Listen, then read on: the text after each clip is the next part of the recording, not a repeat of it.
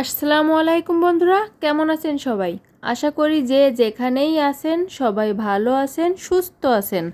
আমরাও আল্লাহর রহমতে আলহামদুলিল্লাহ ভালো আছি, সুস্থ আছি। আবারও চলে এলাম ভীষণ মজার একটি রেসিপি নিয়ে। ডিমের একটা রেসিপি আজকে আপনাদের সাথে শেয়ার করব। তো ভিডিওটি না টেনে প্লিজ শেষ পর্যন্ত সাথে থাকবেন, আশা করি ভালো লাগবে। আমাদের বাসার উপরতলার এক আন্টি এই রেসিপিটা একদিন রান্না করে আমাদেরকে দিয়েছিল। ভীষণ মজার ছিল এই রেসিপিটা। ওই আন্টিটার নাম হচ্ছে সাথী। তো সাথী আন্টি, আপনাকে অনেক অনেক ধন্যবাদ এত সুন্দর একটা রান্না আমাদেরকে করে খাওয়ানোর জন্য। আর আপনার জন্যই জানতে পারলাম এই রেসিপি সম্পর্কে। তো বন্ধুরা, এবার চলুন দেখে নিন পুরো রেসিপিটা। প্রথমে পেঁয়াজ বেরেস্তা করার জন্য পরিমাণ মতো তেল গরম করে তাতে পেঁয়াজ কুচি দিয়ে নাড়াচাড়া করে পেঁয়াজ লাল হলে তেল থেকে তুলে নামিয়ে রাখতে হবে। এই যে পেঁয়াজটা ভাজা হয়ে গেছে, নামিয়ে রেখে দেব। এবার সেদ্ধ ডিম লবণ হলুদ দিয়ে এপিট ওপিট উল্টে পাল্টিয়ে হালকা লালচে করে ভেজে তুলে রাখতে হবে।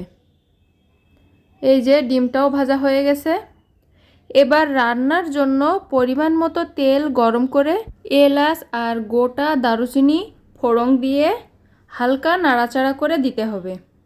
এবার একসাথে বেটে রাখা পেঁয়াজ, রসুন, জিরা আর আদা এটা দিয়ে একটু ঘন ঘন নাড়তে হবে যাতে মশলাটা পুড়ে না যায়।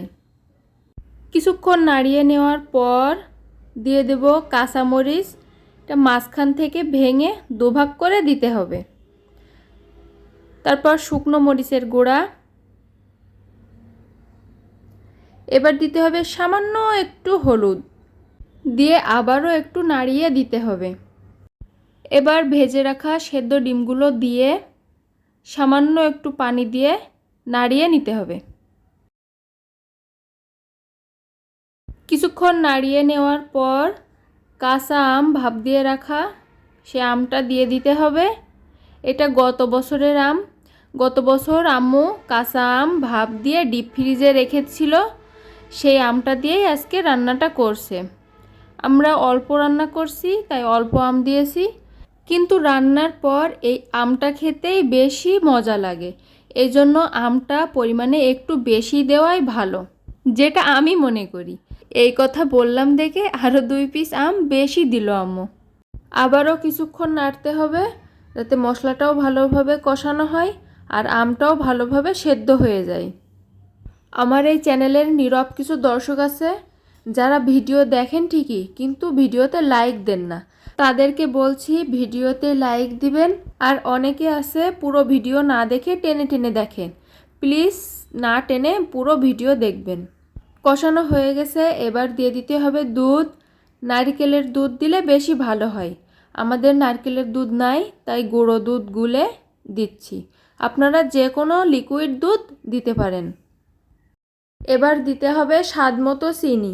এই রান্নাটার স্বাদ হবে টক ঝাল মিষ্টি। ঝোলটা ঘন হবে, গামাখা গামাখা। এই পর্যায়ে এসে দিতে হবে পেঁয়াজ বেরেস্তা। কিছু বেরেস্তা এখন দিয়ে দিতে হবে আর কিছু নামানোর পর ছড়িয়ে দেবে। সাথী আন্টি এই রান্নাটা কিভাবে করেছে আমরা জানি না, আমরা ধারণার উপরেই রান্নাটা করলাম। সাথী আন্টির রান্নাটা হয়তো এর থেকে বেশি মজা, কিন্তু আমাদের রান্নাটাও কিন্তু কম মজা হয়নি। ঝোলটা গামাখা হয়েছে আর উপরে তেলও উঠেছে। এবার নামাতে হবে। এই যে আমাদের ডিমের রেসিপি এখন পুরোপুরি রেডি।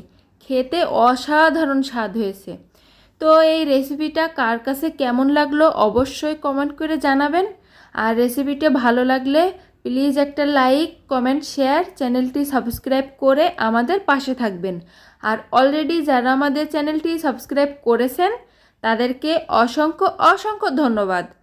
আজকে এখানেই বিদায় নিচ্ছি। আবারও দেখা হবে নতুন কোনো ভিডিওতে। আল্লাহ হাফেজ।